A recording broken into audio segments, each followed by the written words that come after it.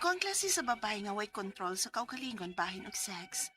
Di man gyud ko kiat nga pagkababay, kay formal man kong manlihok-lihok. Apan ang nakaapan ng nako kay available ko permi anang bahina ug easy to get kit ko. Wasab ko mahibaw kung nganong ingon ini ko. Basta kay dali ra kong mauto o mailad. Hangtod nga miabot ko sa point nga sa akong ihap, miabot na gyud og 8 ka lalaking akong ika-sex. Mga kailanan nako. Ang uban uyab, ang uban mga ka-fling-fling lang. Unya, pag pa man ang tako ng hukas. Pan, tanimaho naman sab kong langsi. Ano di ko eh. Hi. Kalaming kauton sa kong kinataw. Laina ni we. Ang agmagsigi ko pangawt kon ato ko sa gawas nga may makakita na ako. Di lang ko mo eskwela karon we.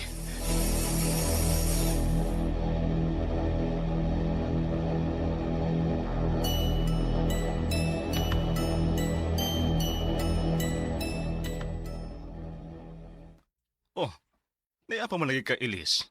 Wa day kay klase. Kuan ka ng lain man akong lawas pa.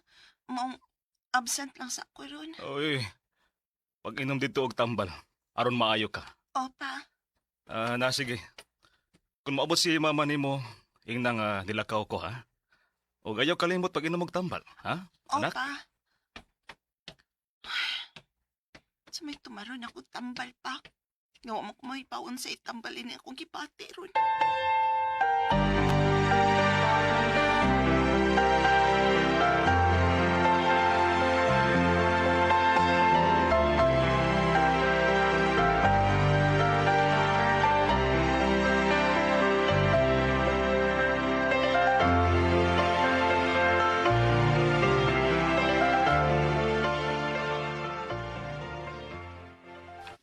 Sa? Uy, nalugo ako may pasindan mo, ana. Ikaw ba last na akong gika-sex, Vincent? Huwag sakit yung ana eh. Huwag, pwede ba, Ilis? Ito magdali sabi. Ayaw bang kahinam na ko nimo? Lipi, kiniya ko nimo. Vincent?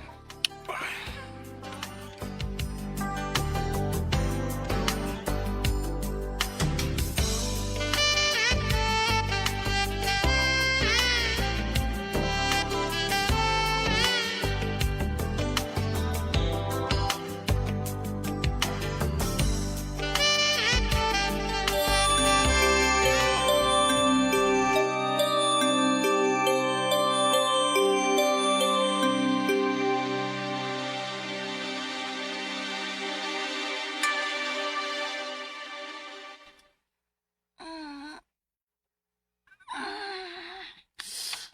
Ay, kalapat sa kong kalaming di ipangon mo eh. Okay. Kakatol ba ning... Hala? Tusam niya akong panit. Nga may nagpatak-patak nga katol. Masa man ka ni?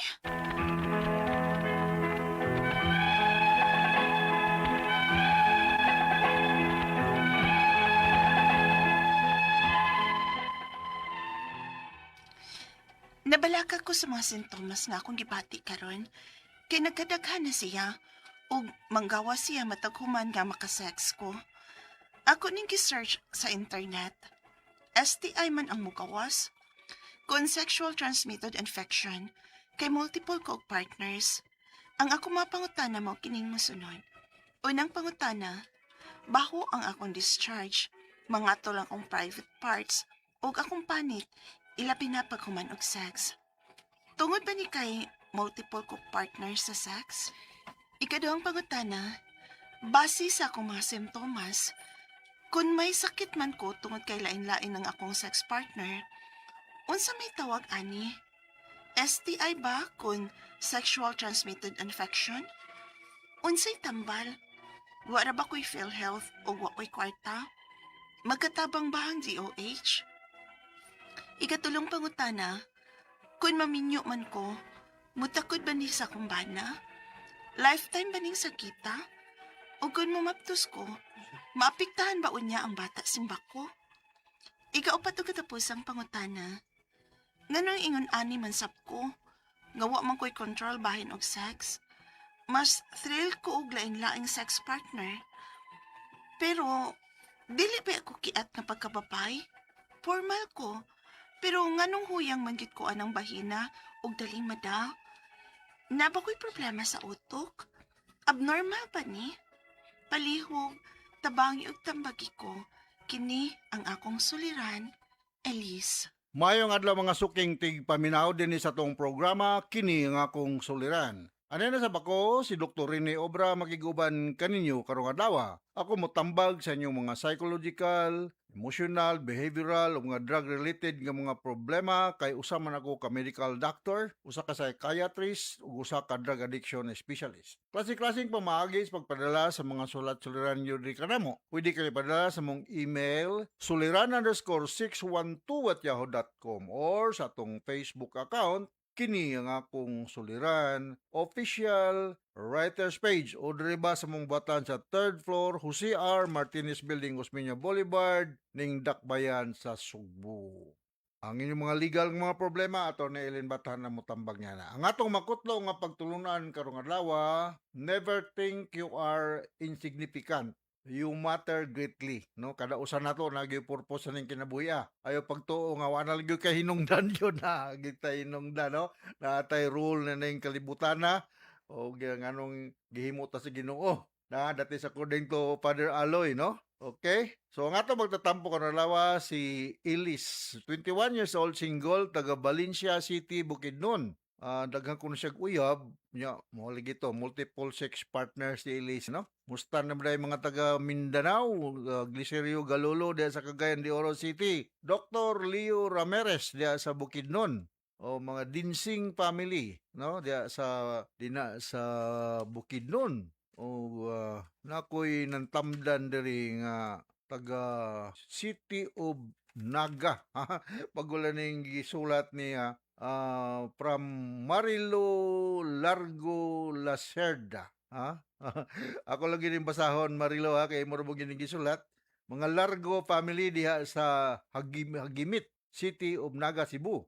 Mga si Giovanni, si William, si Sheila May ug si Jacqueline. Mga Lapis family, Andres, Chirel, Minis, Wilfredo, Idornia ug si Jesus Senior. Mga Insina family, si Marilu, Sara ug si Alvin. Ug napagyo si Juby, Mujica, Janet Sigubia, Dundon Sigubia, Vicky Quiapo, Darwin de Lima, Mary Rose Espinoso ba ni? O Elvera Restauro diya sa Hagimit, City of Naga, Cebu. Okay? So, going back to our sender, si Elise, punto medical ang problema ni Elise, no? Ako lang gining paningkamutan na Elise, no? Imong problema. Unang pangutana ni Elise, baho ang akong discharge, nangatol ang akong private parts ug ang akong panit ilabi na naghuman og sex.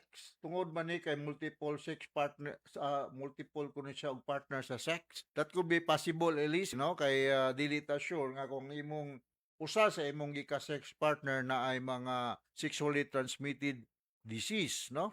So kini magong ang sex organ sa inyo mga babae natay gitawag nato og mga infeksyon diha, mga posible, no?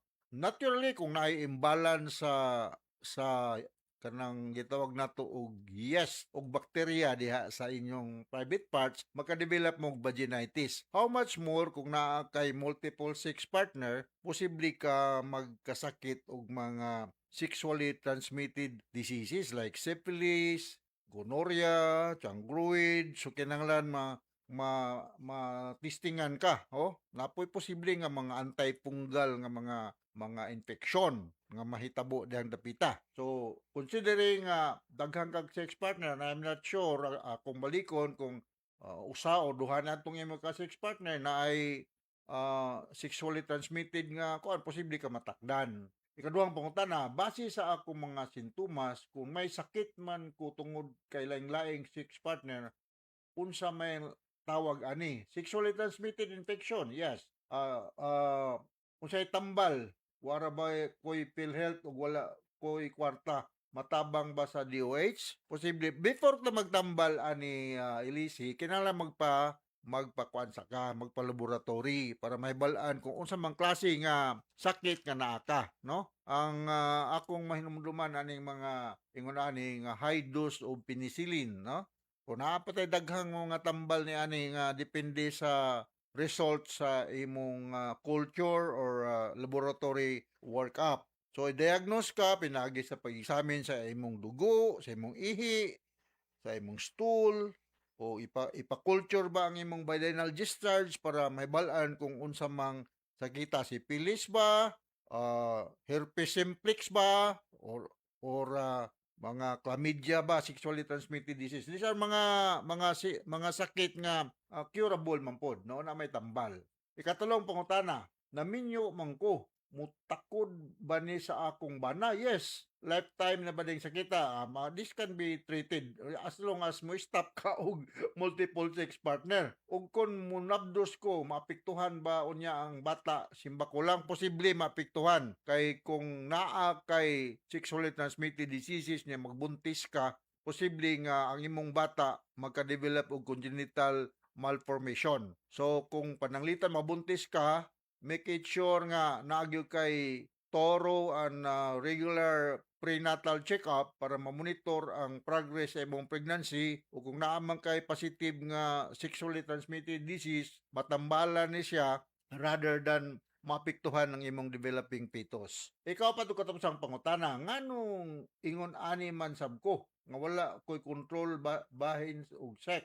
Mas matrail ko lain-laing sex partner pero dili baya ko kay aton nga babae, no? Normal ko pero nganong huyang mangyud ang akong sa anang bahina o daling madala. Naaba ko'y problema sa utok, abnormal ba ko? Well, naa mga babae sad, bisan mga lalaki nga sa mga lalaki gitawag dig Don Juanism, sa mga babae hypersex, no? Maybe you need extra time to be with your husband, no? Para nga matintal ka and avoid places nga taas kayong temptation like mga social gatherings, especially during night time, under the influence of liquor. Kaya posible man kang wa na control kung nakainom ka, no?